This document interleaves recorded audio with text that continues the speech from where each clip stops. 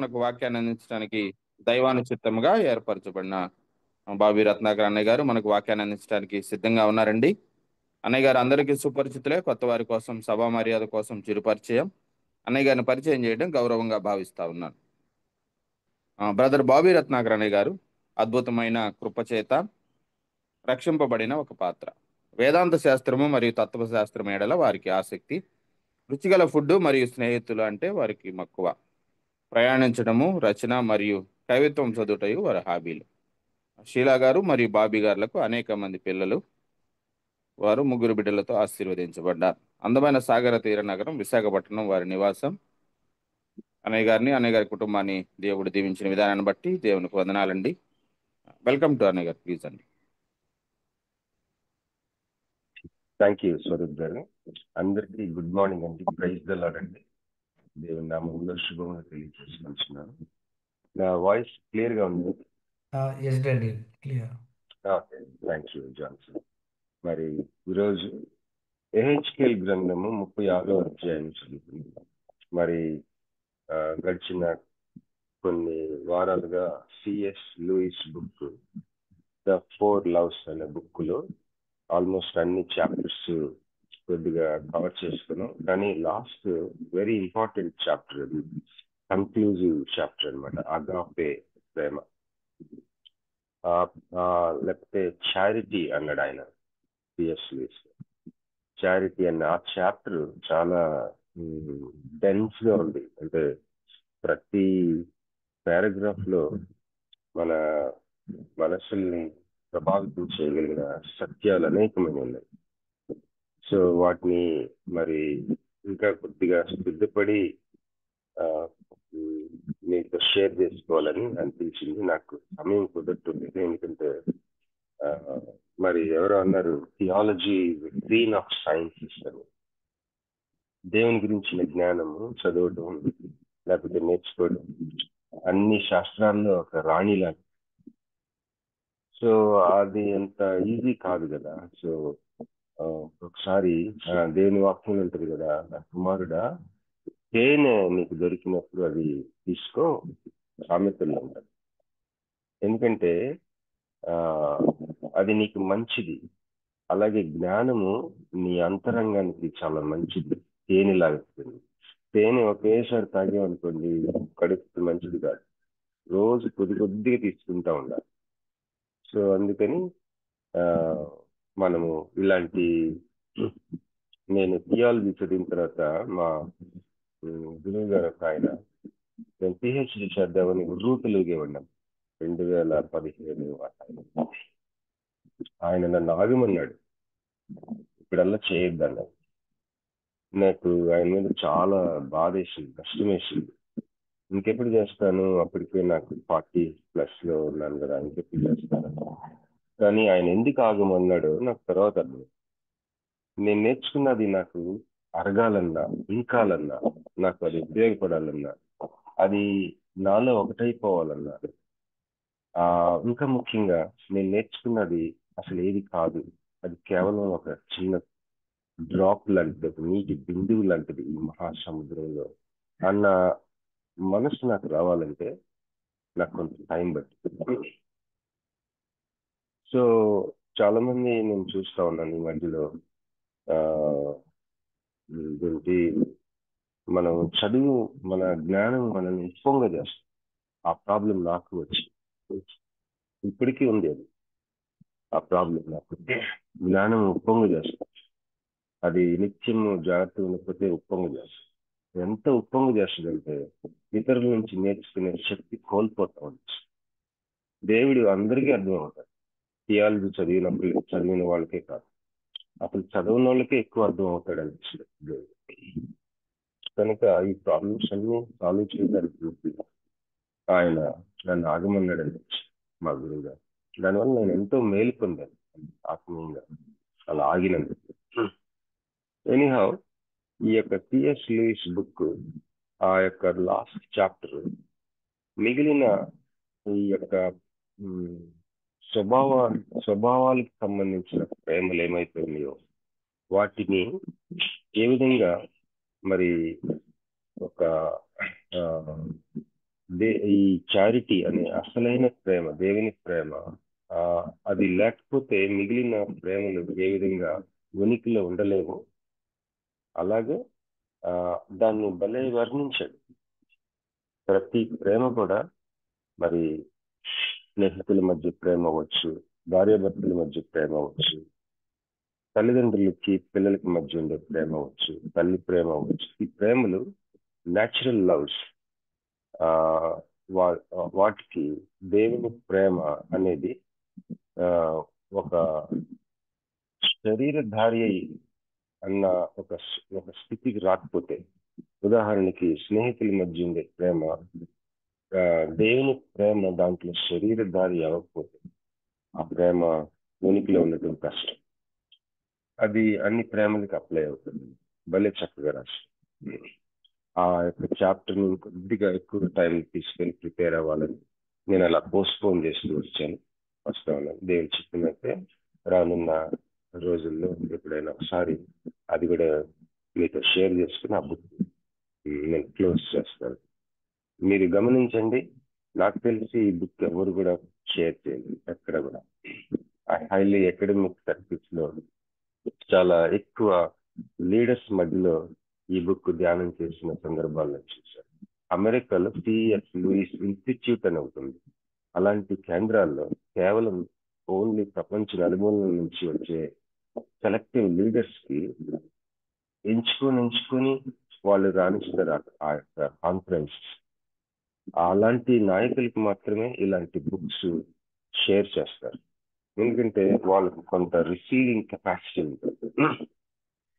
వాళ్ళు ఆశతో వస్తారు, చాలా డబ్బు కడతారు వాళ్ళు ఆ కాన్ఫరెన్సెస్ రిజిస్ట్రేషన్. దూర దూర దేశాల నుంచి వస్తారు. సిఎస్ లూయిస్ ఇన్స్టిట్యూట్ ఆయన రాసిన గ్రంథాలు ధ్యానం చేసుకునే ఒక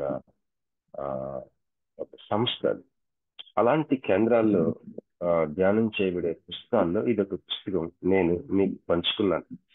మీ జీవితాలు అది చాలా మేలు పొందుతాయని నేను అనుకుంటున్నాను. ఈరోజు హెచ్కేఎల్ 36వ అధ్యాయం చదువుకున్నాం, ధ్యానం చేసుకున్నాం.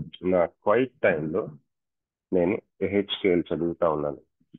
మీలో క్వైట్ టైం చేసుకుంటున్నారని అనుకుంటున్నానండి. నేను క్వైట్ టైం అంటే మౌన ధ్యానం. ప్రతి ఒక్కరూ మనం మౌన ధ్యానం చేసుకోవాలి.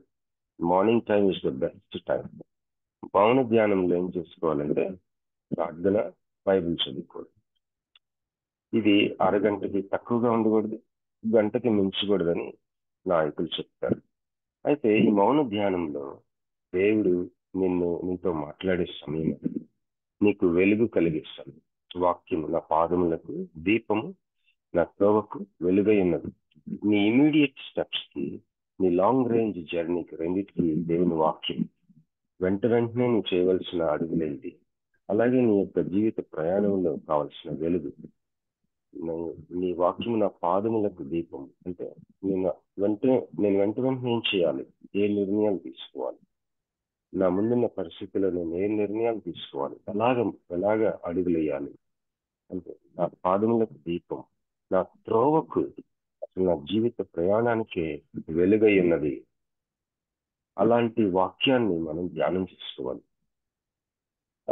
ఈ రోజుల్లో మరి చాలా మెసేజెస్ ఉంటా ఉన్నాయి సోషల్ మీడియాలో, యూట్యూబ్లో, లేకపోతే రకరకాల ప్లాట్ఫామ్స్ లో అనేక మంది దేవుని సేవకులు మరి వాక్యం చెప్తా ఉన్నారు, మెసేజెస్ చెప్తా ఉన్నారు. రకరకాలుగా ఉన్నాయి స్పిరిచువల్ కంటెంట్. కానీ నూతన నిబంధనకు చెందిన విశ్వాసులుగా మనం దేవునితో ఒక నేరుగా ఒక రిలేషన్షిప్, వ్యక్తిగత సంబంధం కలిగి ఉన్నాం. ఇప్పుడు నా ఫాదర్ తోటి నేను మాట్లాడాలని ఆయనకు ఉంటుంది, ఆయన నాతో మాట్లాడాలని నాకు ఉంటుంది కదా. ఎవరో ఆయన గురించి ఊరికి నాతో చెప్తా ఉంటే మంచిదే, కానీ నాకు ఒక వ్యక్తిగత సంబంధం ఉంది నా తండ్రితో. నేను ఎప్పుడు గడుపుతాను ఆయనతోటి, నేను ఎప్పుడు ఆయన్ని నాకు నేనుగా తెలుసుకుంటాను. ఇంకొకరు చెప్తా ఉంటే ఎంతకాలం, ఇంకొకరు చెప్తుంటే మంచిది, దాని మేలు దానిదే. కానీ నీవు స్వయంగా నీకున్న వ్యక్తిగత సంబంధం బట్టి నువ్వు నేర్చుకోవాలి, తెలుసుకోవాలి, అనుభవించాలి, అనుభవ జ్ఞానం సంపాదించుకోవాలి. ఆయన నీతో మాట్లాడతాడు. ఒకసారి నాకు అనిపిస్తుంది, మౌనంగా నీవు ఆయనతో గడుపుతున్నారు, ఒకసారి ఆయనే మౌనంగా నీతో గడుపుతాడు. ఒకసారి మనం చాలా గుండె చెదిరినప్పుడు, లేకపోతే చాలా వేదనతో ఉన్నప్పుడు నీతో మాట్లాడ్డా ఆయన ఎక్కువగా నీతో ఉంటాడు. ఆయన మౌనంగా నీతో ఉంటాడు. నీతో ఉండటానికి, ఆయనతో నువ్వు ఉండటానికి, నువ్వు ఆయన నీతో ఉండటానికి గడిపే సమయం మౌన ధ్యానం. బైబిల్ నువ్వు చదువుతున్నప్పుడు ఆయన నీతో మాట్లాడే సమయం అది. నువ్వు ప్రార్థిస్తా ఉన్నప్పుడు నీవు ఆయనతో మాట్లాడే సమయం. Do you have this habits? నీ యొక్క ఈ అలవాటు నీకుందా? ఒకవేళ లేకపోతే ఈ రోజే స్టార్ట్ చేద్దాం. మార్నింగ్ లేచి మరి కాలకృత్యాలు తీర్చుకున్న తర్వాత ఖచ్చితంగా ఒక గంట దేవునికి కేటాయిద్దాం, ఎటువంటి డిస్టర్బెన్సెస్ లేకుండా. While you read the Bible చదువుతా ఉన్నప్పుడు మీరు ఏం చేయాలంటే ఒక పుస్తకాన్ని ఎంచుకోండి. కొత్త నిబంధన కానీ పాత నిబంధన. ఉదాహరణకి యోహాను సువార్తే మీరు ఎంచుకున్నప్పుడు దాంట్లో ఒక అధ్యాయము లేకపోతే ఒక సంఘటనకు సంబంధించిన 2 పేరాలు చదివి దాని గురించి మీకు వచ్చిన ఆలోచనలు, ప్రశ్నలు, తలంపులు, క్వశ్చన్స్, వాటి గురించి ఆలోచిస్తూ ఉండాలి. బైబిల్లో ఉన్న ఒక మంచి ఆశీర్వాదం ఏంటంటే బైబిలే వివరిస్తుంది. Scripture will interpret it self. అదొక ముఖ్యమైన ఒక సూత్రం. దేవుని వాక్యాన్ని దేవుని వాక్యమే వివరిస్తుంది. కనుక మీకు వస్తున్న క్వశ్చన్స్, తలంపులు, మీరు చదువుతున్న భాగంలో వాటి గురించిన హెల్ప్ పరిశుద్ధాత్మ దేవుడు మరొక వాక్య భాగాన్ని మీకు జ్ఞాపకం చేస్తూ ఉంటాడు, చూపిస్తూ ఉంటాడు.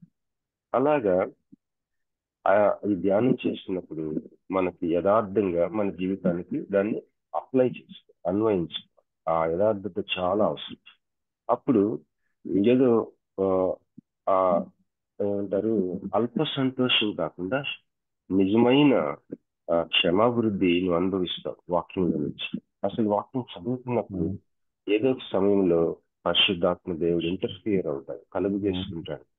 మనం ఎన్నడూ ఊహించినంత గొప్ప జీవం మనలో ప్రవేశిస్తుంది. ఎవరు చక్కగా గుర్తుపెడుతున్నారండి.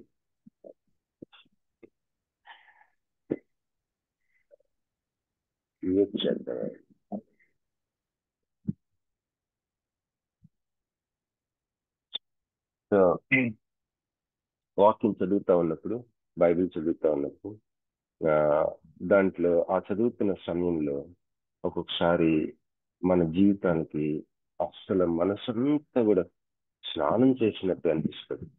అసలు అప్పటి వరకు ఎంతో జీవం లేకుండా ఉన్న అంతరంగం జీవంతో నింపబడిన ఒక తలంపులు వస్తాయి.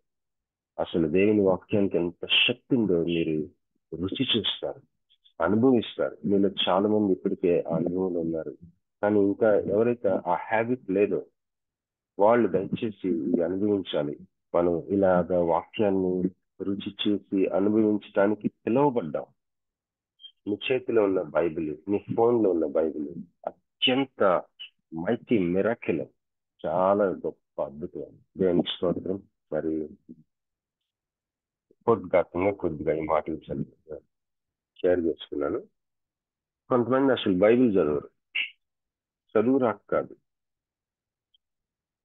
చదవాలనిపించక, లేకపోతే మనకు అర్థం కాదని. అసలు దేవుడు నీకు అర్థం చేసుకోవాలని, నీకు అర్థం కాదు కాబట్టే నువ్వు చదవాలని ఆయన ఆశ. బైబిల్ చదవటం స్టార్ట్ చేసినప్పుడు అది ఎంత టెస్టిమనీగా నీవు చెప్పగలవు రానున్న దినాల్లో. బైబిల్ అనేది చాలా అవసరం. పరిశుద్ధాత్మ పొందుకున్న తర్వాత మరెక్కువ చదవాలి. బైబిల్ చాలా అవసరం. అప్పుడు పరిశుద్ధాత్మ పొందుకున్న తర్వాత అంటే దేవుని ఆత్మచేత నింపబడాలి. పరిశుద్ధాత్మ నీలో ఉన్నారు, కానీ నీ మీదికి కూడా రావాలి. పరిశుద్ధాత్మ నీలో ఉంటూ నీ మీదికి రాగలడు. మన భక్తులందరూ, మన సంఘ స్థాపకులందరూ మరి ఈ అనుభవం అనుభవించారు. కీర్తన పుస్తకం చూడండి, ఆంధ్ర క్రైస్తవ కీర్తనలో పరిశుద్ధాత్మను గోరును జీవమా అనే ఒక సాంగ్ ఉంటుంది. మరి జాలాది ఆ, ఆయన పాట రాశాడు. ఆ పాట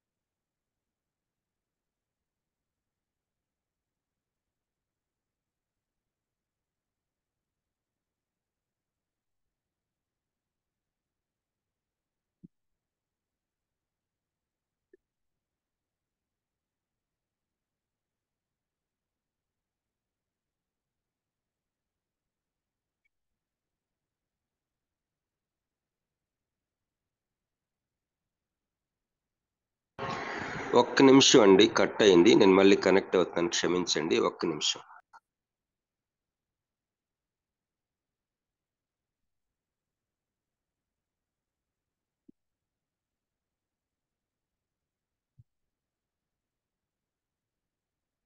పోయిన వారం మేబీ సరోజినని అలా ఆయన గాడ్విన్ గారు ఆయనకి యాక్సిడెంట్ అయింది. వాకింగ్కి వెళ్తే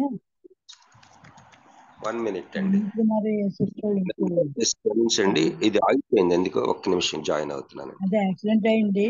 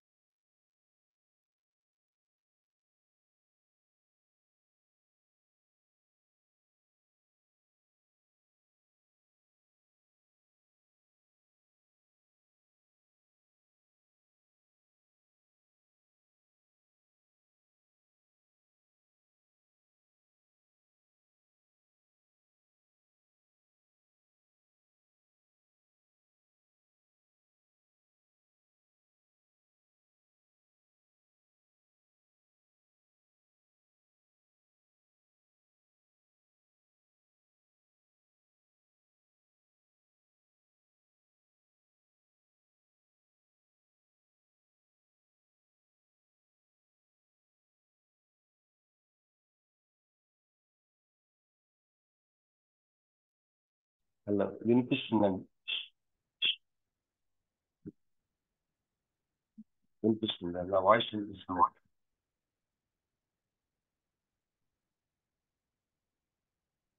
నా వాయిస్ వినిపిస్తుందండి. ఎస్ బ్రదర్, వినబడుతుంది. ఓకే ఓకే, దయచేసి క్షమించండి. ఇది పవర్ ఆఫ్ అయిపోయింది నా ల్యాప్టాప్. నేను మళ్ళీ కనెక్ట్ అయ్యాను. మరి ఎంతవరకు ఏ స్పాట్ లో అది డిస్కనెక్ట్ అయిందో నాకు తెలియదు. జస్ట్ చిన్నది రీక్యాప్ చేసి ముందుకు వెళ్తాను. మరి ఆ పరిశుద్ధాత్మ దేవుడు మన అంతరంగంలో ఉంటారు. అలాగే ఆయన లేకుండా అసలు మనం దేవుని దగ్గరికి రాలేము. ఆయన మనల్ని ఒప్పించబట్టి పాపులుగా మనం ఒప్పుకొని క్షమించబడి దేవుని అడిగి దేవుని దగ్గరికి వచ్చాం. అయితే పరిశుద్ధాత్మ మనలో ఉంటూనే మన మీదికి మనల్ని నింపే అని, అది మనల్ని మనం అనుభవించాలని మరి దేవుని వాక్యం సెలవిస్తుంది. ఆంధ్ర క్రైస్తవ కీర్తనలు ఘోషిస్తూ ఉన్నాయి. మరి సంఘ స్థాపకులు, ఫర్ ఎగ్జాంపుల్ సాల్వేషన్ ఆర్మీని స్థాపించిన విలియం బూత్ గారు, ఆయన ఏమన్నాడంటే రానున్న 100 years లో పరిశుద్ధాత్మ లేని క్రైస్తవులు ఉంటారు అని చెప్పాడు. ఆ క్రైస్తవుల ఒకటిగా నువ్వున్నావేమో, లేకపోతే నేనున్నానేమో. హోలీ స్పిరిట్ తో నింపబడిన తర్వాత బైబిల్ చాలా అత్యవసరంగా చదవాలి.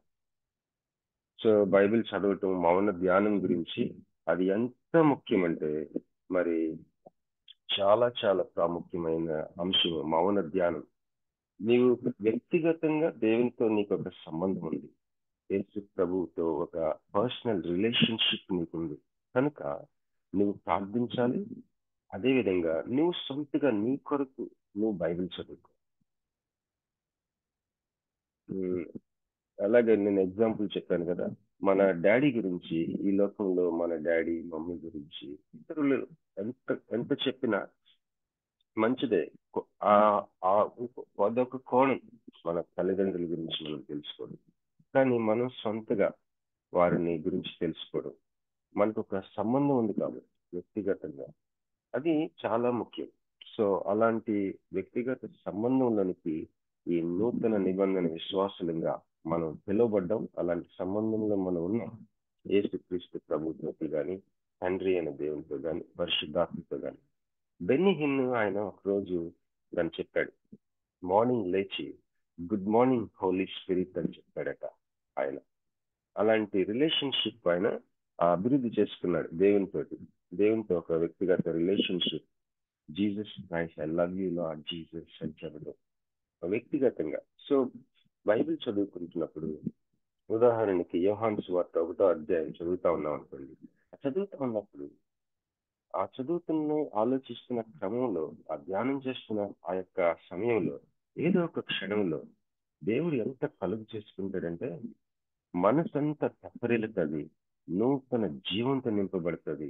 అసలు ఏ ఏ ఒక్కరు చేయలేని, ఏ శక్తి చేయలేని మేలు, ఏ యొక్క ఆలోచన కూడా చేయలేని మేలు, ఏ పుస్తకం కూడా చేయలేని మేలు, ఒకలాంటి గొప్ప అంతరంగంలో 1000 ఏనుగులంత బలం వచ్చే ఒక గ్రహింపుతోటి నీ యొక్క ఆ ధ్యానం ఒకసారి ముగిస్తుంది. అప్పుడు ఎంత బాగుంటుందంటే నీ కళ్ళల్లో ఒక స్పార్క్, నీ జీవంతో నింపబడి ఉంటావు. అందువల్ల దేవుని వాక్యం ఉంటుంది, మనుష్యుడు రొట్టె వలన మాత్రం జీవించడు, చికెన్ పలావ్ మాత్రం వల్ల జీవించడు, మటన్ పలావ్, మటన్ బిర్యానీ వల్ల జీవించడు, ఐస్ క్రీమ్ వల్ల జీవించడు, లేకపోతే స్నాక్స్ వల్ల జీవించడు. ఇంకా చెప్పాలంటే యవనస్తులు ఎవరైనా ఉన్నారేమో, పిజ్జా వల్ల జీవించడు, మిల్క్ షేక్స్ వల్ల జీవించడు, మిల్క్ వల్ల జీవించడు, మరి దేని వల్ల కాదు, దేవుని వాక్యము, దేవుని మాట వలన జీవిస్తాడు. దేవుని మాట వలన ఏం చేస్తాడంట? జీవిస్తాడు. Praise the lord. కనుక మా క్వైట్ టైంలో, నేను నా క్వైట్ టైంలో హెచ్కెల్ గ్రంథం చదువుతాను. క్వైట్ టైంలో మరొకటి ఏంటంటే, స్టడీ బైబిల్స్ చాలా సహాయం చేస్తాయి మనకి. ఈ రోజుల్లో స్టడీ బైబిల్స్ తెలుగులో ఉన్నాయి. అవి నెట్లో ఉచితంగా ఉన్నాయి, ఫ్రీ. జ్ఞానం అంట రోడ్ల మీద ఘోషిస్తుందంట. అలా ఉంది ఈరోజు జ్ఞానం. స్టడీ బైబిల్స్ ఉచితంగా ఉన్నాయి. ఒక 20-30 వర్షన్స్ బైబిల్స్ నెట్లో ఫ్రీగా ఉన్నాయి. నేను ఎన్ఐవి బైబిల్స్ కొనుక్కున్నప్పుడు నడుచుకొని వెళ్ళి, ఇక్కడ ఓఎం అనే పుస్తకం షాప్ లో నడుచుకొని వెళ్ళి, నా దగ్గర ఉన్న సేవింగ్స్ అంతటితో ఫస్ట్ టైం ఎన్ఐవి బైబిల్ కొనుక్కున్నా. ఎంత పండగ ఉంది ఆ రోజు నాకు. కానీ ఈరోజు మనం ఒక 50 రూపాయలు నెట్ రీఛార్జ్ చేసుకున్నాం అనుకోండి, ఫోన్ ఎన్ఐవి బైబిల్ లాంటి ఒక 30-40 ఉన్నాయి ఫ్రీగా గూగుల్లో. గేట్ వే బైబిల్ అని ఉంటుంది, దాన్ని కొడితే మొత్తం ఫ్రీ మనకి. ఓకే, ఎహెచ్కేలు 36 చదువుతున్నాం. 5:54 అయింది. 25 minutes అలా క్లోజ్ చేసేస్తానండి ఇక్కడ. మరియు నరపుత్రుడా, నేను ఎక్కడ చదువుతున్నానంటేనండి, ఎహెచ్కేలు గ్రంథం 36వ అధ్యాయం 1వ వచనం. మరియు నరపుత్రుడా, నీవు ఇశ్రాయేలు పర్వతములకు ఈ మాట ప్రవచించు. ఇశ్రాయేలు పర్వతములారా, యెహోవా మాట ఆలకించుడు. మరి గురజాడ అప్పారావు గారు ఏమి అన్నారంటే, మనందరికీ తెలుసు కదా, దేశం అంటే మట్టి కాదోయ్, దేశం అంటే మనుషులై అన్నాడు. కానీ ఇక్కడ దేశం అంటే మట్టి కూడా. దేవుని వాక్యం బలి విచిత్రంగా కనిపిస్తుంది. ఇక్కడ ఈ చాప్టర్ అంతా మట్టితోనే మాట్లాడుతున్నాడు దేవుడు. పర్వతములతో మాట్లాడుతున్నాడు, కొండలతో మాట్లాడుతున్నాడు, వాగులతో మాట్లాడుతున్నాడు, లోయలతో మాట్లాడుతున్నాడు. మనుషులతో మాట్లాడలేదు అసలు ఈ చాప్టర్ అంతా. చాలా ఆశ్చర్యం వేస్తుంది. రోమీలకు రాసిన పత్రిక 8వ అధ్యాయంలో ఒక మాట ఉంటుంది. రోమా 8లో చదువుతాను.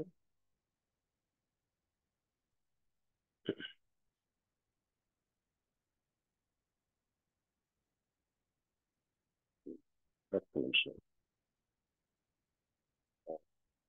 రోమా 8. 20వ వచనం, రోమా 8:20. ఏలయనగా సృష్టి నాశనమునకు లోనైన దాస్యంలో నుండి విడిపింపబడి దేవుని పిల్లలు పొందబోవు మహిమగల స్వాతంత్ర్యము పొందుదునను నిరీక్షణ గలదై స్వేచ్ఛగా కాక దానిని లోపరిచిన వాని మూలంగా వ్యర్థపరచబడింది. సృష్టి యావత్తు ఇది వరకు ఏకగ్రీవంగా మూలుగుచి ప్రసవ వేదన పడుచున్నదని ఎరుగుదము. సో సృష్టి బైబిల్ పండితులు ఏం చెప్తారంటే, రక్షణ అనేది మనుషులొక్కటికే కాదు, మనం రక్షించబడ్డాం కదా, అది మనకే కాదు, సృష్టి అంతటిని కూడా దేవుడు రక్షిస్తాడట, విమోచిస్తాడట. ఈ యొక్క సాల్వేషన్ అనేది సృష్టికి కూడా, మనుషులకొక్కరికే కాదు. సో ఇది మనం గుర్తుపెట్టుకున్నాం. ఇప్పుడు మరొకసారి ఈ హెచ్కేఎల్ గ్రంథం 36వ అధ్యాయంకి వెళ్దాం. ఇక్కడ దేవుడు ఈ సృష్టితో మాట్లాడుతున్నాడు. 1వ వచనం చూడండి. మరియు నరపుత్రుడా, నీవు ఇశ్రాయేలు పర్వతములకు ఈ మాట ప్రవచించింది. ఇశ్రాయేలు పర్వతములారా, యెహోవా మాట ఆలకించుడి. ప్రభువైన యెహోవా సెలవిచ్చినదేమనగా, ఆహా, ప్రాచీనములైన ఉన్నత స్థలములు మా స్వాస్థ్యములైనవని మిమ్మల్ని గురించి శత్రువులు చెప్తున్నది. ఏమంటున్నారంట ఆ శత్రువులు? ప్రాచీనములైన ఉన్నత స్థలములు మా స్వాస్థ్యమైపోయినాయి అనుకుంటున్నారంట. ఎవరి గురించి? ఇశ్రాయేలు పర్వతముల గురించి. 3వ వచనం, వచనమెత్తి ఇలాగు ప్రవచింతుము. ప్రభువగు యెహోవా సెలవిచ్చినదేమనగా, శేషించిన అన్ని జనులకు మీరు స్వాధీనులగునట్లుగాను, నిందించు వారి చేత జనుల దృష్టికి మీరు అపహాస్యాస్పదమగునట్లుగాను, నలుదిక్కులా మీ శత్రువులు మిమ్మను పట్టుకుని నాశించి మిమ్మను పాడు చేసి ఉన్నారు. ఇక్కడ ఈ 3వ వచనంలో శేషించిన అన్ని జనులు, ఇశ్రాయేలీలో కూడా శేషం ఉంది, రెమినెంట్ శేషం ఉంది, అన్ని జనుల్లో కూడా శేషం ఉంది. ఈరోజు మనం మన చుట్టూ చూసినట్లయితే అన్ని జనులుగా ప్రవర్తించే విశ్వాసులు ఉన్నారు, అన్ని జనులు ఉన్నారు. వీళ్ళు ఒకప్పుడు ఉన్నంత మంది లేరు, తక్కువగా ఉన్నారు, శేషం ఉంది. మన జీవితాల్లో మనల్ని వ్యతిరేకించే అన్ని జనుల్లాగా బిహేవ్ చేసే విశ్వాసులు, అలాగే అన్ని జనులు, లేకపోతే నిజంగా మనకు శత్రువులైన వారు, వాళ్ళు నిజానికి శేషం. మీరు గమనించింది కావాలంటే ఇప్పుడు మళ్ళీ ఒకసారి చదువుతాను. 3వ వచనం, వచనమెత్తి ఇలాగ ప్రవచించింది. ప్రభువగు యెహోవా సెలవిచ్చినదేమనగా, శేషించిన అన్ని జనులకు మీరు స్వాధీనులగునట్లుగాను, నిందించు వారి చేత జనుల దృష్టికి మీరు అపహాస్యాస్పదమగునట్లుగాను, నలుదిక్కులా మీ శత్రువులు మిమ్మల్ని పట్టుకొని నాశించి మిమ్మల్ని పాడు చేసి ఉన్నారు. 4వ వచనం, కాగా ఇశ్రాయేలు పర్వతములారా, ప్రభు అయిన యెహోవా మాట ఆలకించుడి. ప్రభువు యెహోవా ఇలాగూ సెలవిచ్చుచున్నాడు, శేషించిన అన్ని జనులకు అపహాస్యాస్పదమై దోపుడు సొమ్ముగా విడవబడిన పర్వతములతోను, కొండలతోను, వాగులతోను, లోయలతోను, పాడైన స్థలములతోను, నిర్జనమైన పట్టణములతోను ప్రభు అయిన యెహోవా సెలవిచ్చినదేమనగా. చూసారండి, ఎవరెవరితో మాట్లాడుతున్నాడు దేవుడు ఇక్కడ? పర్వతములతో మాట్లాడుతున్నాడు, కొండలతో మాట్లాడుతున్నాడు, వాగులతో, లోయలతో, పాడైన స్థలములతో, నిర్జనమైన పట్టణములతో.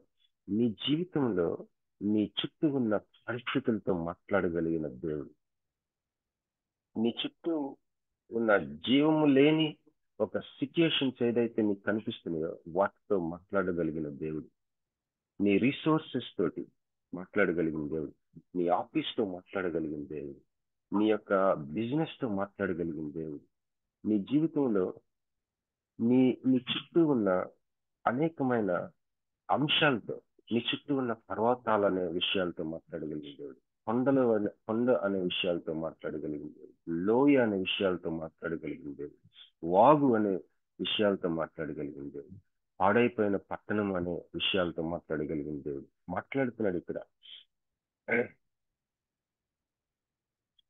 ఏమంటున్నాడు? 5వ వచనంలో, సంతుష్ట హృదయులై నా దేశమును హీనముగా చూచి దోపుడు సొమ్ముగా ఉండుటకై తమకు అది స్వాస్థ్యమని దాన్ని స్వాధీనపరుచుకొనిన ఎదోమీయులందరినీ బట్టి శేషించిన అన్ని జనులను బట్టి నా రోషాగ్నితో యథార్థముగా మాట ఇచ్చినాను.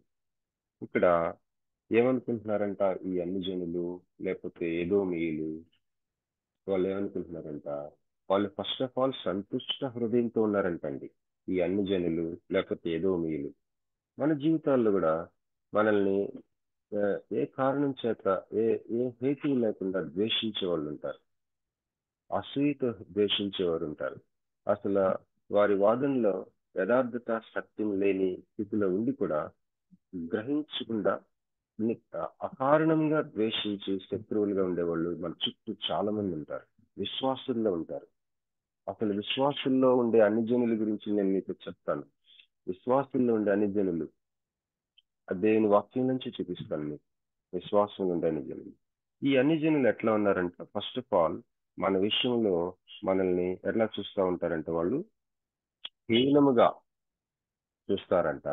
దోపుడు సొమ్ముగా ఉండటానికై అది వారి స్వాస్థ్యమని దానిని స్వాధీనపరుచుకున్నారు. నిన్ను యాక్చువల్గా నిన్ను నన్ను ఈ ఈ అన్ని జనులు, ఈ ఎదోమీయులు ఎలాగున్నారంట? దేశమును హీనముగా చూసి దోపుడు సొమ్ముగా ఉండుటకై తమకు అది స్వాస్థ్యమని దాన్ని స్వాధీనపరుచుకున్న ఎదోమీయులందరిని బట్టి శేషించిన అన్ని జనులను బట్టి నా రోష అగ్నితో యథార్థంగా మాటిచ్చానని చెప్తున్నాడు దేవుడు. కొండలతో, పర్వతములతో, వాగులతో, మరి ఇంకా దేంతో మాట్లాడుతున్నాడు? లోయలతో, పాడైన స్థలములతో, నిర్జనమైన పట్టణములతో ఒక సందేశాన్ని పంపిస్తున్నాడు. ఏమని? ఇక్కడ నా జనుల్ని వీళ్ళు దోపుడు సొమ్ముగా ఉంచుకున్నారు. వాళ్ళ దగ్గర ఎలాంటి హృదయంతో ఉంచుకున్నారు? సంతుష్ట హృదయంతో. ఎలాంటి ఐడియా ఉంది వాళ్ళకి నా జనుల గురించి? ఈ అన్ని జనులకి, లేదా ఈ యొక్క ఎదోమీయులకి ఎలాంటి? ఎదోమీయులు అంటే అటు అన్ని జనులు కాదు, ఇటు ఇశ్రాయేలీలు కాదు, అటు ఇంటూ ఉండే రకం అన్నమాట. మరి అలాంటి వాళ్ళు మనల్ని, లేకపోతే ఇశ్రాయేలీల్ని ఏ విధంగా అనుకుంటున్నారట? దోపుడు సొమ్ముగా ఉండటానికి అది స్వాస్థ్యముగా, వారి స్వాస్థ్యముగా దాన్ని స్వాధీనంలో ఉంచుకున్నారని. నిన్ను నన్ను స్వాధీనంగా ఉంచుకున్నారు చాలా కాలంగా, దోపుడు సొమ్ముగా ఉండటానికి, లేకపోతే హీనంగా చూడటానికి, దోపుడు సొమ్ముగా ఉండటానికి. ఎప్పుడు కావాలంటే అప్పుడు మన దగ్గర దోచుకోవడానికి, ఎప్పుడు కావాలంటే అప్పుడు మనల్ని ఎక్స్‌ప్లాయిట్ చేయడానికి, ఎప్పుడు కావాలంటే అప్పుడు మనల్ని వాడుకోవడానికి, వారి యొక్క స్ట్రాటజీస్ కోసం, వారి యొక్క ప్లాన్స్ కోసం, వారి స్వార్థాని కోసం వాడుకోవడానికి ఒక స్వాస్థ్యంగా మనల్ని స్వాధీనపరుచుకొని ఉన్నారు ఇశ్రాయేలీలు, ఈ అన్ని జనులు. చూద్దాం, అన్ని జనులు అంటే ఎవరు? విశ్వాసులు అన్ని జనులు అన్నాను కదా, వాళ్ళ గురించి నేను వాక్యంలో చూపిస్తాను.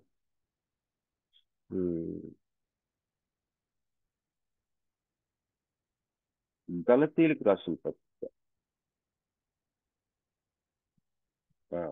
గలతీ 2వ అధ్యాయం 11 నుంచి చదువుతానండి. అయితే కేఫా అంటే పేతురు అంత డైనమిక్ లీడర్ మనకు తెలుసు.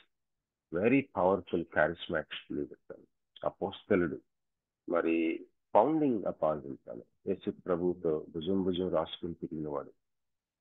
3 సంవత్సరాలు యేసు ప్రభు, 3.5 సంవత్సరాలు యేసు ప్రభుతో ఉన్నవాడు. ఆయన ఏ విధంగా, పౌలు ఆయన ఏ విధంగా గద్దిస్తున్నాడు చూడండి. గలతీ 2వ అధ్యాయం 11 ఏమని గద్దిస్తున్నాడు తెలుసా? నువ్వు అన్ని జనుడిగా బిహేవ్ చేస్తున్నావు పేతురు అని గద్దిస్తున్నాడు. ఒక నాయకుడిని, మరొక నాయకుడు. ఇది బైబిల్ గ్రంథంలో ఉంది, గలతీ 2:11. అయితే కేఫా అంతియోకియకు వచ్చినప్పుడు అతడు అపరాధిగా తీర్చబడిన గనుక నేను ముఖాముఖిగా అతనిని ఎదిరించాను. ఏలయనగా యాకోబు నద్ద నుండి కొందరు రాకమునకు అతడు అన్ని జనులతో భోజనము చేయుచుండెను. చూసారా? అన్ని జనుల నుంచి విశ్వాసులుగా మారిన వాళ్ళతో ఈ యూదా మతం నుంచి వచ్చిన పేతురు కలిసిపోయి సువార్త వాళ్ళిద్దరిని కలిపింది. మంచి ఆరోగ్యకరమైన సువార్తతో వాళ్ళిద్దరూ మరి అన్ని జనుల నుంచి వచ్చిన విశ్వాసులు, యూదా మతం నుంచి వచ్చిన ఈ పేతురు కలిసిమెలిసి భోంచేస్తూ ఎంతో సహవాసం కలిగి ఉన్నారు. కానీ యెరూషలేం నుంచి, యాకోబు నుంచి కొంతమంది యూదులు వచ్చినప్పుడు వాళ్ళకి భయపడి పేతురు ఈ అన్ని జనుల నుంచి సెపరేట్ గా వేరే ఏరియాలో వాళ్ళతో భోంచేయకుండా, యూదులు అన్ని జనులతో భోంచేయరు, వేరే స్థలంలో భోంచేస్తా ఉన్నాడు. ఏలి అనగా యాకోబు నద్దు నుండి కొందరు రాకమునుపు అతడు అన్ని జనులతో భోజనం చేయుచుండెను గాని వారు రాగానే సున్నతి పొందిన వారికి భయపడి వెనుక తీసి వేరైపోయాను. తక్కిన యూదులను అతనితో కలిసి మాయా వేషం వేసుకుని గనుక బర్నబా కూడా వారి వేషధారణం చేత మోసపోయింది. ఎంత పెద్ద లీడర్స్ ఎట్లా బిహేవ్ చేస్తున్నారో చూడండి. మన జీవితంలో ఎప్పుడైనా ఒక క్వశ్చన్ వేసుకున్నామా మనం? అరే, నేను ఎప్పుడైనా పరిచయులాగా ఉన్నానా, సర్దుకాయులాగా ఉన్నానా, సుంకరిలాగా ఉన్నానా, ట్యాక్స్ కలెక్టర్ ఉన్నానా, పాపిలాగా ఉన్నానా? నేను పాపిని కదా. ఎప్పుడైనా నేను పరిచయుడిగా ఉన్నానేమో అని ఆలోచించావా? అసలు ఆలోచన రాదు మనకి. ఎందుకంటే పరిచయులు ఒక సెపరేట్ గాన్ కేసులు అనుకుంటాం మనం. ఇంకా వాళ్ళు వ్యక్తులు, వాళ్ళతో అసలు మనం వాళ్ళలాగా ఉండడానికి అవకాశం లేదు అనుకుంటాం మనం. కానీ ఇక్కడ వాళ్ళకంటే హీనంగా ప్రవర్తిస్తున్నారు ఇక్కడ పేతురు, బర్నబా, ఇంకా కొంతమంది లీడర్స్. తక్కిన యూదులు కూడా అతనితో కలిసి మాయ వేషం వేసుకుని కనుక బర్నబా కూడా వారి వేషధారణ చేత మోసపోయాను. వారు సువార్త సత్యము చొప్పున క్రమముగా నడుచుకొనకపోవుట నేను చూచినప్పుడు అందరి ఎదుట కేఫాతో అంటే పేతురుతో నేను చెప్పినదేమనగా, నీవు యూదుడు అయ్యుండి యూదుల వలె కాక అన్ని జనుల వలెనే ప్రవర్తించుచుండగా. చూసారా, పేతురు అన్ని జనుల్లా ప్రవర్తిస్తున్నాడు. విశ్వాసుల్లో, విశ్వాస నాయకుల్లో, సంఘ కాపురుల్లో, మరి క్రైస్తవ నాయకుల్లో క్రైస్తవులైంది అన్ని జనుల్లాగా ప్రవర్తించే వాళ్ళు ఉంటారు. అన్ని జనులు ఉంటారు. ఇక్కడ పేతురు అన్ని జనుల్లాగా ప్రవర్తిస్తున్నాడు. యూదుల వలె కాక అన్ని జనుల వలెనే ప్రవర్తించుండగా అన్ని జనులు యూదుల వలె ప్రవర్తింపవలనని ఎందుకు బలవంతం చేయుచున్నావు అని అడిగాడట పేతురుని పౌలు. అంటే పౌలు దృష్టిలో నిజమైన యూదుడు ఎవరంటే సువార్త చేత రక్షించబడిన అన్ని జనులు ఏ విధంగా సువార్త చేత రక్షించబడ్డారో అలాగే యూదుడు కూడా సువార్త చేత రక్షించబడి మరి ఆ యొక్క దేవుడిచ్చే నీతిని పొందుకొని ఆ యొక్క రక్షణలో కొనసాగాలి. అలాంటి అంటే సువార్త అనేది యూదులు కంపల్సరీగా అంగీకరించవలసిన విషయమని పౌలు నమ్మాడు. నమ్మి అన్ని జనులు కూడా సువార్త ద్వారానే మాత్రమే రక్షించబడగలరు అన్న విషయం నమ్మాడు. యూదుడు కూడా సువార్త వల్ల మాత్రమే రక్షించబడగలడు అని నమ్మాడు పౌలు. అదే గద్దిస్తున్నాడు అనమాట కేఫాని. యూదుడు నీవు యూదులు అయింది యూదుల వలె కాక అన్ని జనుల వలె ప్రవర్తిస్తా ఉంటే అన్ని జనులు యూదుల్లాగా ఉండాలని నువ్వు ఎలాగ కోరుకుంటున్నావు అంటున్నాడు. ఈ క్వశ్చన్ పేతురు తన లైఫ్ లో వినుండడు ఇట్లాంటి క్వశ్చన్. అందుకనే ప్రతిసారి ఇక్కడ పాస్టర్ గారులు ఉన్నారు, క్రైస్తవ జీవితంలో కొంత అడ్వాన్స్డ్ గా జీవించిన వాళ్ళు, కొంత మెచ్యూరిటీ లెవెల్స్ లో ఉన్న వాళ్ళు ఉన్నాం. మనం ఒక విషయం గుర్తుపెట్టుకోవాలి, ఎప్పుడు రెండు పక్షాలు వినాలి. పౌలు ఈ క్వశ్చన్ వేయక ముందు పేతురు కరెక్ట్ గానే కనిపించాడు. పౌలు ఎప్పుడైతే వచ్చి ప్రశ్న వేశాడో అసలు సంగతి స్పష్టంగా కనిపిస్తుంది. అక్కడ ప్రాబ్లం, మనం ఎప్పుడైనా ఒక సమస్యని మన దగ్గరికి ఎవరైనా వచ్చినప్పుడు లేదా మన చెవులో ఏదైనా పడినప్పుడు రెండు పక్షాలు వినాలి. అప్పుడు మాత్రమే నువ్వు ఎల్డర్ అవుతావు. ఒక క్రైస్తవ పెద్ద మనిషిగా, ఒక పెద్దగా, ఒక సీనియర్ నాయకురాలుగా నీవు ఒక విషయం ఎన్నటికి మర్చిపోకూడదు. ఒక సైడ్ వినకూడదు, ఎప్పుడు రెండు సైడ్స్ వినాలి. అప్పుడే నీకు స్పష్టంగా తెలుస్తుంది. అప్పుడే నువ్వు తీర్పు తీర్చగలవు లేదా ఒక విషయాన్ని వివేచించగలవు. సామెతల్లో ఒకటి ఉంటుంది, పరపక్షం వాడు వచ్చి మాట్లాడినంత వరకు కూడా ఫస్ట్ వచ్చి చెప్పిన వాడే కరెక్ట్ గా కనిపిస్తాడు. ఎప్పుడైతే పరపక్షం లేదా మరో సెకండ్ పార్టీ వచ్చి మాట్లాడతారో అప్పుడు సంగతి వివరంగా తెలుస్తుంది. సో ఇక్కడ పేతురుని గద్దిస్తా ఉన్నాడు కదా, గలతీ 2:15 కూడా చదివి ముందుకెళ్తాం. మనము జన్మము వలన యూదులమే గాని అన్ని జనులలో చేరిన పాపులము కాము. మనుష్యుడు యేసుక్రీస్తునందలి విశ్వాసము వలననే గాని ధర్మశాస్త్ర సంబంధమైన క్రియల మూలమున నీతిమంతుడిగా తీర్చబడడు అని ఎరిగి మనమును ధర్మశాస్త్ర సంబంధమైన క్రియల మూలమున గాక క్రీస్తునందలి విశ్వాసం వలననే నీతిమంతులను తీర్చబడుటకై యేసుక్రీస్తునందు విశ్వాసం నుంచి ఉన్నాము. ఫండమెంటల్ థింగ్స్, ప్రాథమిక విషయాలు మరొకసారి పేతురు గద్దించి గుర్తు చేస్తున్నారు. సో పేతురు ఇక్కడ ఒక అన్ని జనుల్లాగా ప్రవర్తించి విశ్వాసుల్లో అన్ని జనులు ఉంటారని మనం గ్రహించుకోవాలా. ఎవరు ఈ అన్ని జనులు? విశ్వాసుల్లోనే ఉంటారు. ఒకసారి మనమే అవుతాం, ఒక్కోసారి మనకు సరైన అవగాహన లేదు. పేతురే అయ్యాడు అన్ని జనుల్లా బిహేవ్ చేశాడు పేతురు. ఇక మనమెంత? రోమా 16:18 ఈ మాట ఉంటుంది. రోమా 16:18 అట్టివారు మన ప్రభు అయిన క్రీస్తుకు కాక తమ కడుపులకే దాసులు. వారు ఇంపైన మాటల వలనను ఇచ్చకముల వలనను నిష్కపటుల మనస్సులను మోసపుచ్చుదు. మీ విధేయత అందరికీ ప్రచురమైనది కనుక మిమ్మల్ని గూర్చి సంతోషించుచున్నాము. మీరు మేలు విషయమై జ్ఞానులను, కీడు విషయమై నిష్కపటులను ఉండవలనని కోరుచున్నాను. ఈ విశ్వాసుల్లో ఉండే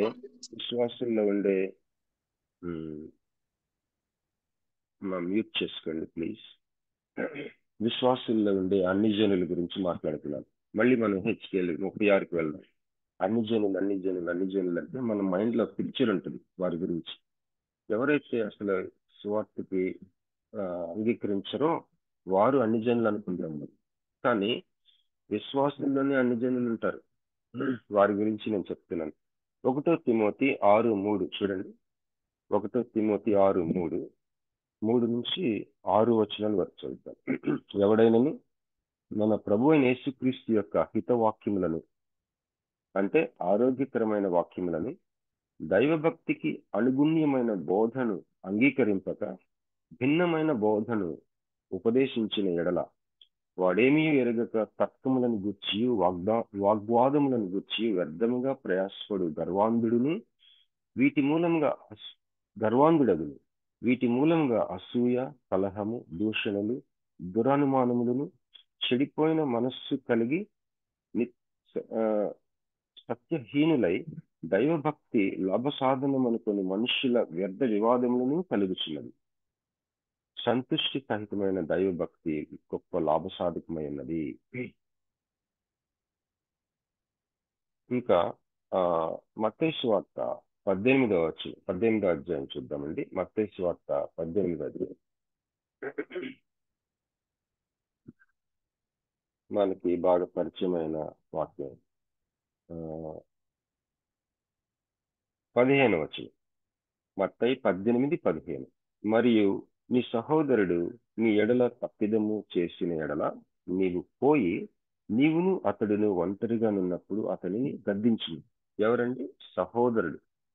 మరొక విశ్వాసికి నీకు ఏదైనా డిస్ప్యూట్ ఉంటే పర్సనల్ గా వెళ్ళి అతన్ని గద్దించు, లేక అతన్ని ఎడల తప్పు చేస్తే గద్దించు అంటున్నాడు. ఒంటరిగా ఉన్నప్పుడు అతడు నీ మాట వింటే నీవు అతన్ని సంపాదించుకున్నావు. ఒకవేళ అతడు వినకపోతే 2-3 సాక్షుల నోట ప్రతి మాట స్థిరపరచబడినట్లు నీవు ఒకరినిద్దరిని వెంటబెట్టుకొని అతని యొద్దకు పొమ్ము. అతడు వారి మాటయు వినని ఎడల ఆ సంగతి సంఘానికి చెప్పు, తెలియచేయి. అతడు సంఘం మాట కూడా వినకపోతే అతని నీకు ఎవరిని? ఆ సహోదరుడిని నీకు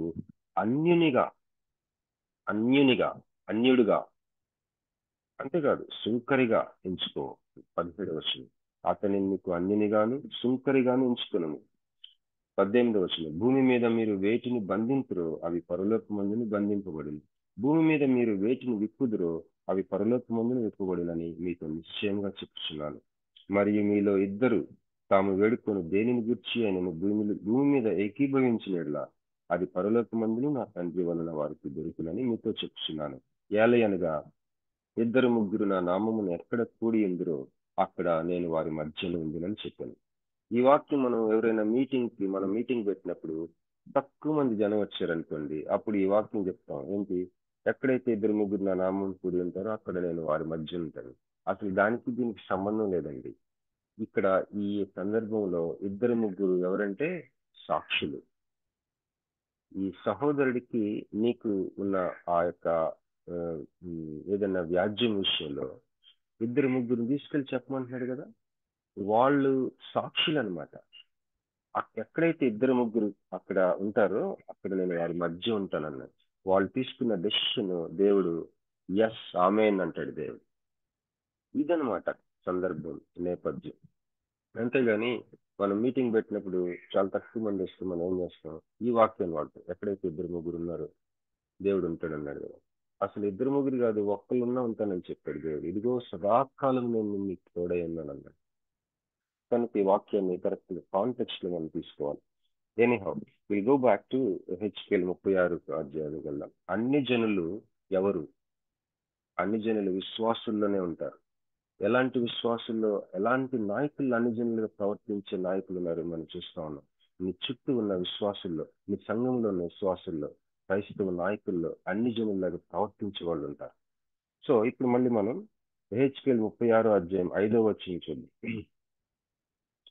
ఈ అన్ని జనులు ఏం చేస్తున్నారంట? ఇశ్రాయేలీల్ని దోపుడు సొమ్ముగా ఉండటానికి అది వారి స్వాస్థ్యమని దాన్ని స్వాధీనపరుచుకుని ఉన్నారట. 6వ వచనం, కాబట్టి ఇశ్రాయేలు దేశం గురించి ప్రవచనం ఎత్తి పర్వతములతోనూ కొండలతోనూ వాగులతోనూ లోయలతోనూ ఈ మాట తెలియజెప్పింది. ప్రభువైన యెహోవా సెలవిచ్చినదేమనగా, మీరు అన్య జనుల వలన అవమానము నొందితిరి గనుక రోషముతోనూ కోపముతోనూ నేను మాట ఇచ్చి ఉన్నాను.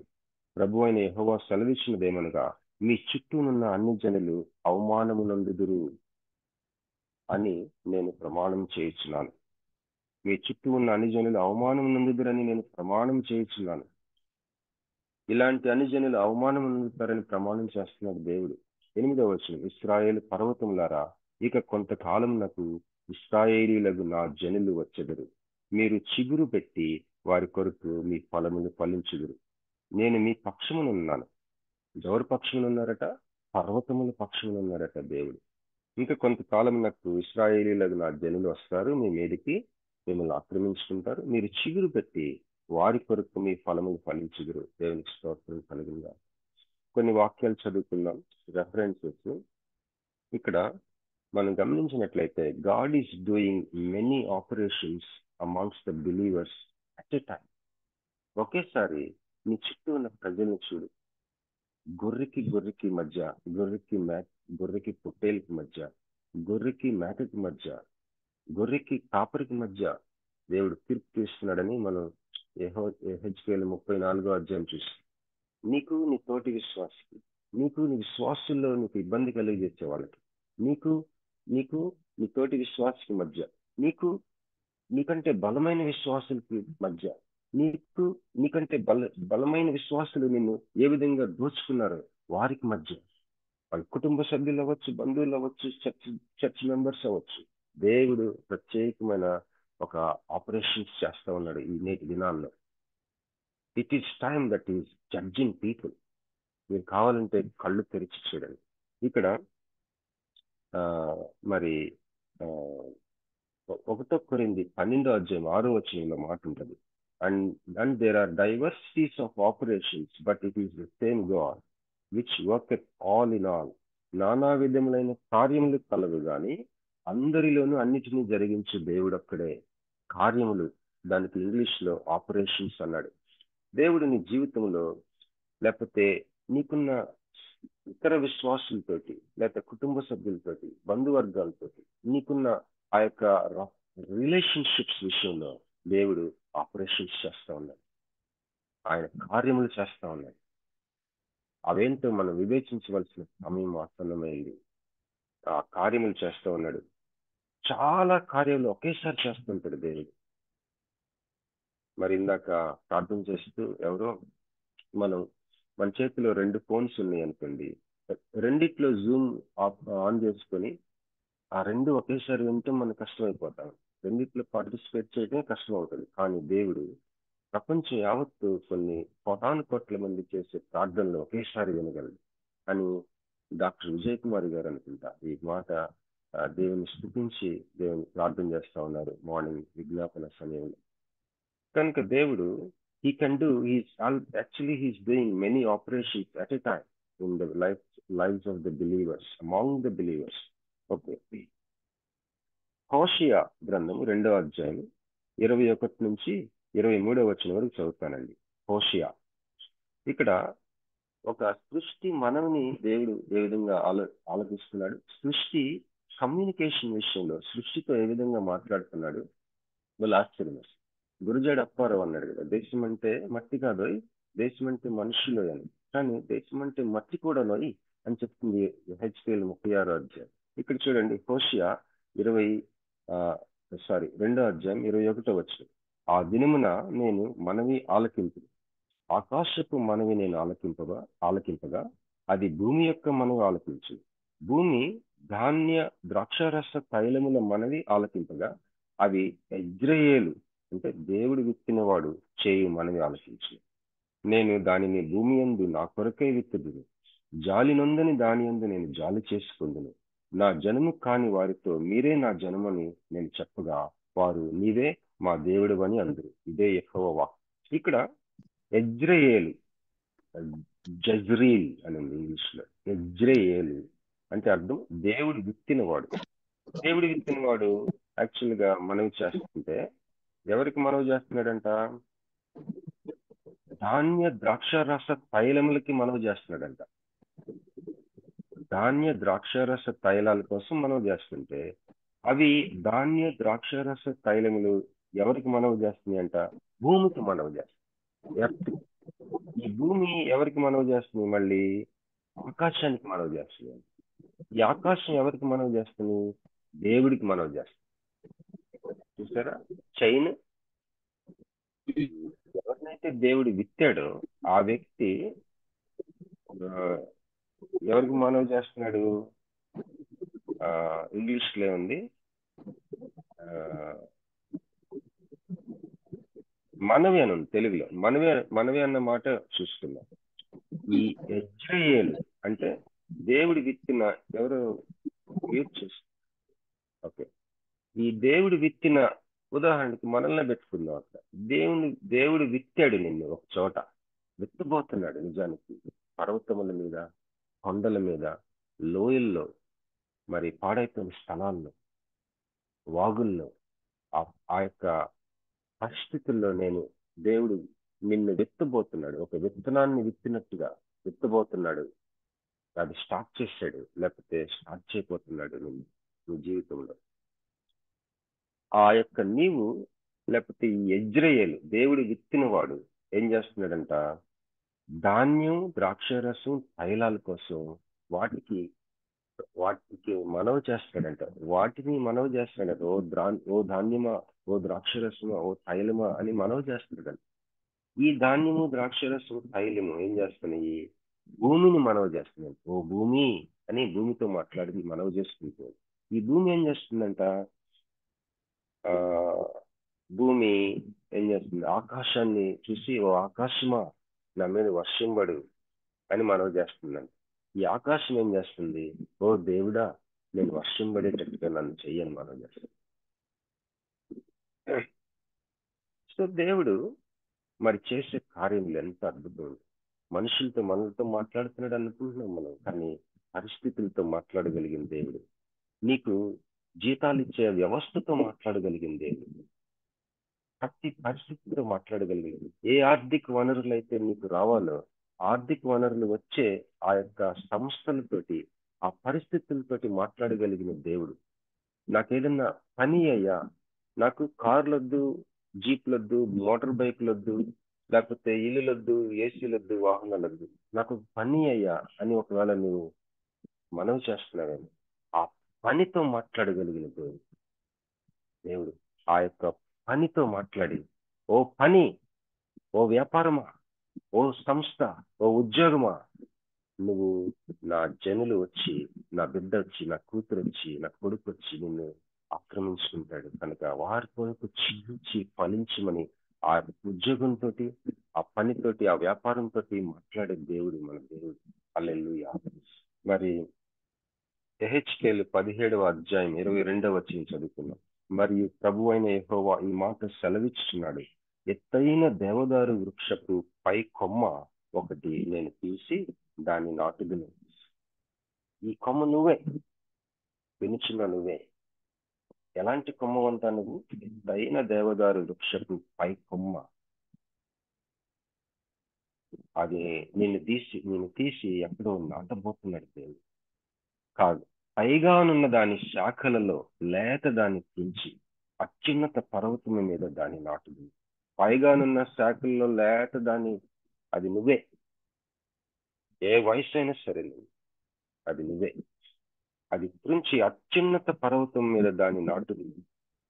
ఇశ్రాయేలు దేశంలోని ఎత్తుగల పర్వతం మీద నేను దానిని నాటగా అది శాఖలు విడిచి బహుగా ఫలించి శ్రేష్టమైన దేవదారు చెట్టగును.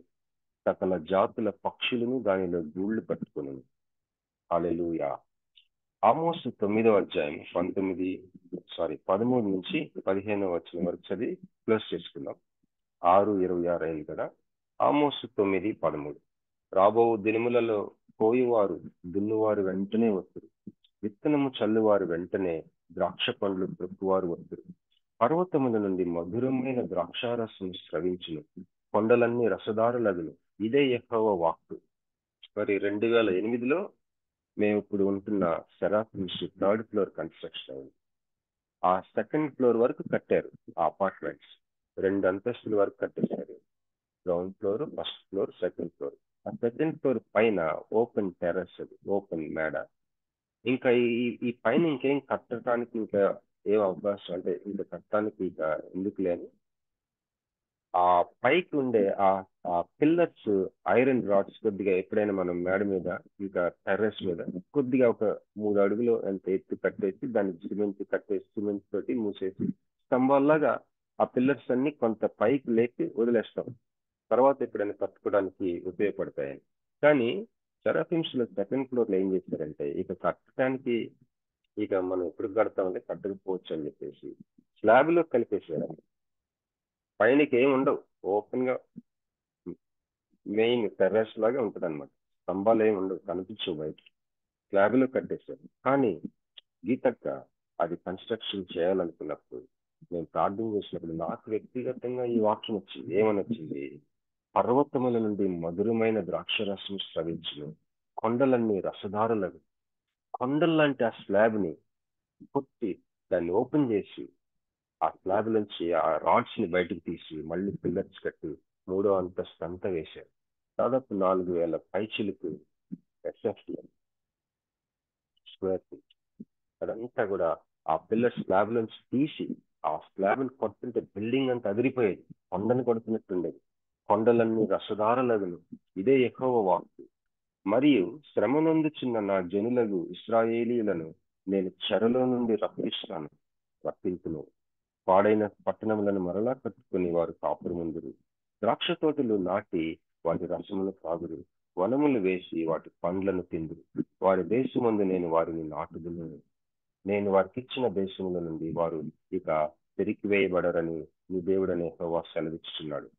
చూసారండి, రాబో దినముల్లో అంట కోయివారు దున్నువారు వెంటనే వస్తారట. ఇది ఎక్కడైనా ఉంటుందా? దున్నువారు దున్నిన తర్వాత విత్తనాలు వేయాలి, అది నలవాలి, అది ఎదగాలి, పంట రావాలి, అప్పుడు వస్తారు కదా కోసేవారు. దున్నువారు వెంటనే కోసేవారు కూడా వచ్చేస్తారు. ఒకేసారి దున్నే వాళ్ళని కోసే వాళ్ళని మాట్లాడుకుని వస్తున్నారంటండి. అలాగే విత్తనము చల్లువారు వెంటనే ద్రాక్ష పళ్ళు త్రొక్కువారు వస్తారు. దీనికి దానికి 1 సంవత్సరం గ్యాప్ ఉంటుంది, కానీ వెంటనే వస్తారని చెప్తున్నాడు దేవుడు. దేవుడు ఏదైనా చేయగలడు. ఓకే, మరి ఇంతటితో ఆపుతాను. 6:29 అయింది. దేవుని చిత్తమైతే మళ్ళీ కంటిన్యూ చేద్దాం చాప్టర్. కనుక ఈ మాటలతోటి దేవుడు మనల్ని క్షమాభివృద్ధి కలిగించాను గాక. Let's have a great day today, wonderful day today. May God bless you all. God bless. Over to professor గారు లేదా జాన్కి. Thank you. దేవుని నామంలో ఇప్పటి వరకు అన్ని జనులు ఎవరు అనే అంశం మీద అద్భుతమైన వాక్య పరిచర్య చేసిన బాబీ గారికి వర్చువల్ ప్రేయర్ ఫెలోషిప్ తరఫున కృతజ్ఞతలండి. ఈ మెసేజెస్ అన్ని కూడా అనుదినం యూట్యూబ్ లో అప్లోడ్ చేయబడతాయి. బాబీ రత్నాకర్ అని కానీ వర్చువల్ ప్రేయర్ ఫెలోషిప్ అని కానీ టైప్ చేసి మన బంధువులకు మరియు స్నేహితులకు షేర్ చేయవచ్చు. మనము మరోసారి వినవచ్చు. మరియు ముగింపు ప్రార్థన ఆశీర్వాదం ఇవ్వవలసిందిగా రెవరెండ్ జామి రవికుమారయ్య గారిని మనం చేస్తున్నానండి.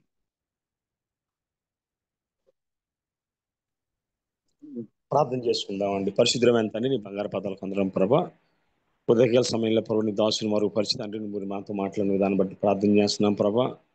అయ్యో వాక్యం విని విడిచిపెట్టేవారు కాకుండా వాక్యానుసారంగా జీవించడానికి సహాయం దయచేయండి ప్రభా.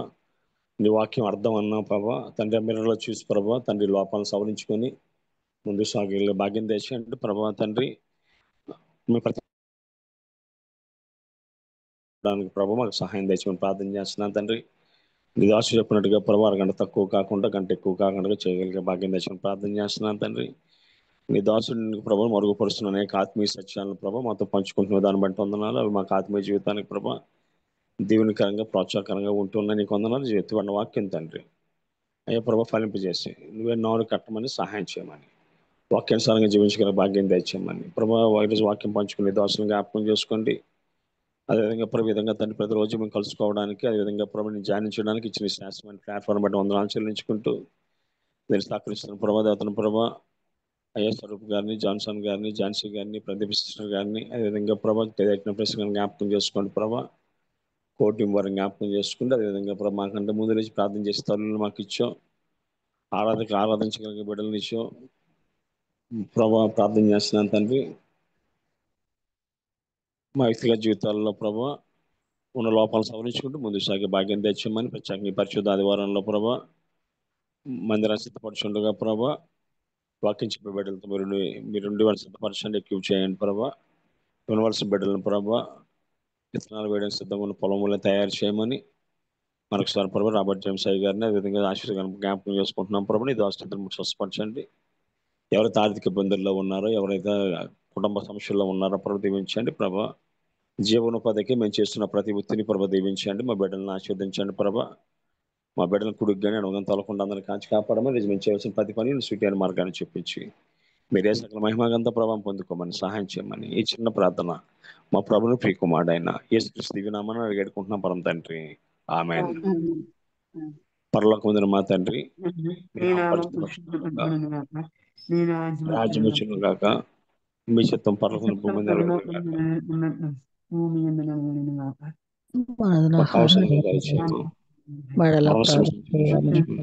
ప్రకారం అపరాధములను మీరు క్షమించండి, శోధనలు తప్పించండి. ఎందుకంటే రాజ్యము బలము మహిమ నిరంతరం ఉన్నావు తండ్రి. మన తండ్రి అయిన దేవుని ప్రేమ, కుమారుడైన యేసుక్రీస్తు కృప, పరిశుద్ధం తండ్రి సహవాసం వాక్యం చెప్పిన దాసులకు, నడిపించిన బిడ్డలకు, పాల్గొన్న బిడ్డలకు, జరబోతున్న ఆరాధనలకు కార్యక్రమం సదాకాలంతో నడిపించును గాక. ఆమేన్. ప్రైజ్ లార్డ్ అయ్య గారు. Praise lord. ముగింపు ప్రార్థన మరియు ఆశీర్వదించిన రెవరెండ్ జామి రవికుమారయ్య గారికి మరియు వాక్య పరిచర్య చేసిన బాబీ గారికి, టెక్నికల్ సపోర్ట్ ఇచ్చిన యవన బిడ్డ జాన్సన్ కు, కోర్ కమిటీ మెంబర్స్ కు, కూడి వచ్చిన విశ్వాసులైన పరిశుద్ధులందరికీ వర్చువల్ ప్రేయర్ ఫెలోషిప్ తరపున కృతజ్ఞతలండి. ప్రభు చిత్తమైతే రేపటి దినాన్ని తిరిగి కలుసుకుందాం. అంతవరకు సెలవు తీసుకుందాం. ప్రభు నామములో అందరికీ వందనాలండి.